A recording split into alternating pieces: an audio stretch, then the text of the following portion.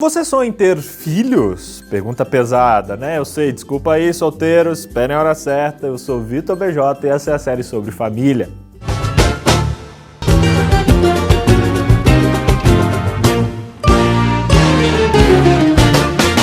Quem já assistiu Todo Mundo Odeia o Chris? Pois é, quem já viu sabe que a mãe dele, a Rochelle, ela não é flor que se cheire. Ela tem uns métodos um pouco violentos para educar os filhos e eles têm muito medo dela. Até mais do que o pai, que é do dobro de tamanho, né? Eu te chuto de hoje até amanhã. Arranco teu couro, faço um abajur e quer reclamar vai falar com um bispo. O nascimento de um bebê é uma das experiências mais incríveis que existem. Pra mim foi muito especial. Pra você ter ideia, eu tenho medo de sangue, não gosto de ver sangue, desmaio quando vejo sangue, mas fiquei ali quase 10 horas com a Dani naquela cena, tranquilo, porque era a minha filha que estava nascendo.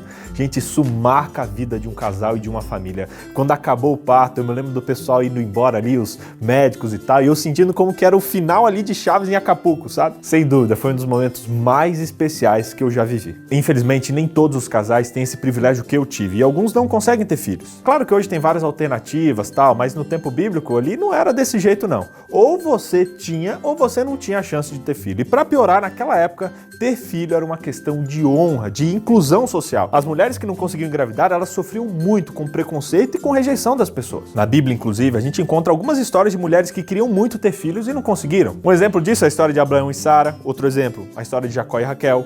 Um outro legal na Bíblia é a história de Eucana e uma das suas esposas, Ana. Essa história é bem bonita ali e tal, de Samuel. Outro de Zacarias e Isabel ali no Novo Testamento.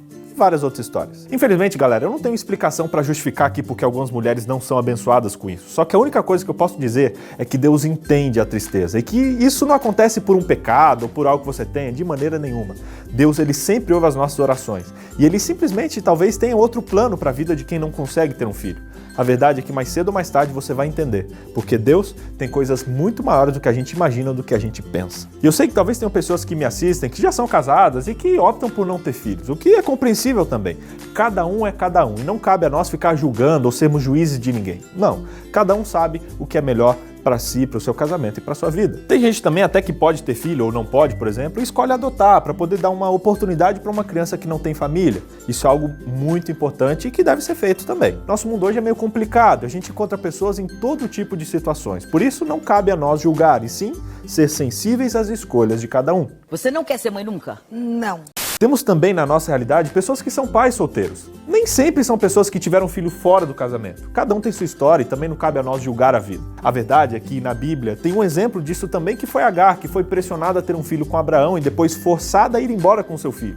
Outro exemplo disso é Betseba, que ficou grávida como resultado ali da investida sexual de um homem poderoso. E várias outras histórias que mostram que naquela época já existiam mães solteiras que estavam nessa condição como um resultado de situações fora do controle delas. Eu admiro muito essas mães e pais que se veem nessa situação de criar os filhos sozinhos e fazem o possível e o impossível por eles. Pessoas assim fazem sozinhos uma tarefa que deveria ser dividida em dois e conseguem vencer um dia de cada vez. Eu, por exemplo, tenho uma tia que criou o filho sozinha, se doou por ele a vida inteira e hoje colhe os frutos de um filho que reconhece cada suor extra que sua mãe derramou para fazê-lo chegar onde ele chegou hoje. Deus não desampara os seus filhos. Olha só a promessa que a gente encontra lá no livro de Jeremias. Porque eu que conheço os planos que eu tenho para vocês, diz o Senhor, planos para fazê-los prosperar e não para lhes causar dano.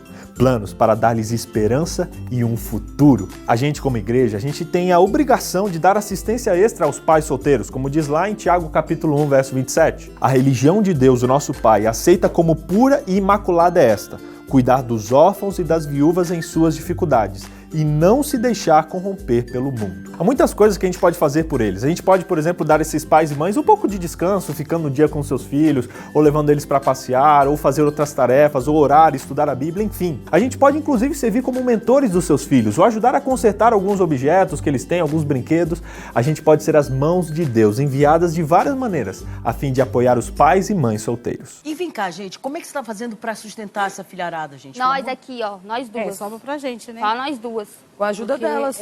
Gente, criar filho não é igual bolo, que existe receita exata para fazer. Não, é diferente. A começar pelo fato de que cada filho tem uma personalidade diferente do outro. Só que tem uma regra que vale para todos, que está lá em Provérbios 22, verso 6. Ensina a criança no caminho que ela deve andar, e mesmo quando crescer, ela não vai se desviar dele. Quando fala para ensinar o caminho que a criança deve andar, não está dizendo o caminho que o pai acha que ela deve seguir, não. Está dizendo o caminho que a criança tem, o caminho que Deus tem para ela. E como pais, o nosso dever é ensinar as crianças a descobrirem o que Deus espera delas e cumprir esse propósito. Lá em Deuteronômio é dito que nós devemos reconhecer que o Senhor é Deus. A gente tem que amar o Senhor de todo o nosso coração, a gente tem que guardar a palavra de Deus e tem que compartilhar tudo isso com os nossos filhos. Faça isso. Viva um cristianismo real, verdadeiro e prático e automaticamente compartilhe isso com seus filhos, deixando que Deus trabalhe no coração deles. É que filho teria que ser projeto, sabe? Hoje em dia, um dilema muito grande que a gente vive é o bater ou não bater nos filhos. Alguns pais distorcem o verso bíblico ali para dizer que tem que bater ou que tem que abusar fisicamente dos filhos, e isso acaba gerando uma rebelião de filhos para com os pais ou até mesmo para com Deus. A Bíblia ensina que os pais têm que educar os filhos, só que com bondade. Pais, não irritem os seus filhos, antes, criem-nos segundo a instrução e o conselho do Senhor. Não tô aqui levantando bandeira de nada. Alguns pais se encontram em situação que acham válido ali dar umas palmadinhas, não espancamento. Mas educação, ela exige mais sabedoria do que força, e respeito é diferente de medo. Qual dos dois você quer que seus filhos tenham por você? Por isso, não seja negligente na educação dos filhos. Não, o equilíbrio é sabedoria. O que você vai fazer? Meu pai podia dar uma surra ou colocar a Tônia de castigo até ela ficar adulta, mas ele disse uma coisa que deixou ela pior do que ela já estava. Você me decepcionou muito. Eu converso muito com pais que sofrem com seus filhos afastados da igreja. Eles falam que sempre educaram eles nos caminhos de Deus, tal. Algo que a gente tem que entender é que os nossos filhos, eles têm direito à escolha. Então a gente tem que criar, educar, colocá-los nos caminhos do Senhor e permitir que eles exerçam o seu livre-arbítrio. Eu sei que é difícil, mas, por exemplo, algo que me intriga na história do filho pródigo é que o pai deixou o filho ir. Parece que o filho tinha que aprender alguma lição para voltar depois, eu não sei, eu tenho tentado entender mais sobre isso. A verdade é que, como pais, nós temos que exercer a nossa influência sobre nossos filhos, para que quando tiverem que decidir sozinho, eles saibam o caminho certo a seguir. E se seu filho talvez não escolheu o caminho certo, permaneça em oração, para que Deus use essa experiência negativa, que com certeza não é plano de Deus que os nossos filhos estejam longe, mas que Deus use essa experiência para, assim como o filho pródigo, trazê-lo de volta, para não esquentar banco de igreja, e sim para ter uma fé viva e verdadeira ao lado de Jesus. Resumindo hoje, então, primeiro, a gente tem que acolher os pais solteiros e dar uma assistência especial para os seus filhos, ajudando eles na criação. Segundo, a gente tem que respeitar as mulheres que talvez não têm filhos por escolha própria, a gente tem que ser sensível àquelas pessoas também que talvez não consigam ter filhos. Cada um é cada um. Terceiro, a gente não pode controlar as decisões dos filhos, mas a gente pode ensinar o caminho que eles devem seguir quando quiserem e quando puderem. E quarto, os pais não devem se culpar pelos filhos que se desviaram do caminho de Deus. Não, fiquem tranquilos, façam a sua parte e deixem eles se escolher. Com a bênção de Deus, eles vão estar no caminho certo. Que Deus abençoe você. Você que é solteiro, hoje, desde já, orar pelo seu filho, se preparar para a maternidade ou para a paternidade, para que isso seja uma bênção para você, para o seu filho e especialmente para o mundo. Se você talvez não pode ter filho, confie em Deus. Coloque sua vida nas mãos dele e peça que ele revele o que ele espera de você. Se você talvez é um pai ou uma mãe solteiro, que Deus te abençoe muito nessa tarefa de educar esse filhinho e essa filhinha que está na sua mão. E acima de tudo, que Deus capacite a mim e a você para ensinarmos as nossas crianças no caminho da verdade. Que Deus cuide de você e desde hoje, decida agora educar os seus filhos nos caminhos do Senhor, mesmo se você ainda não tivê-los.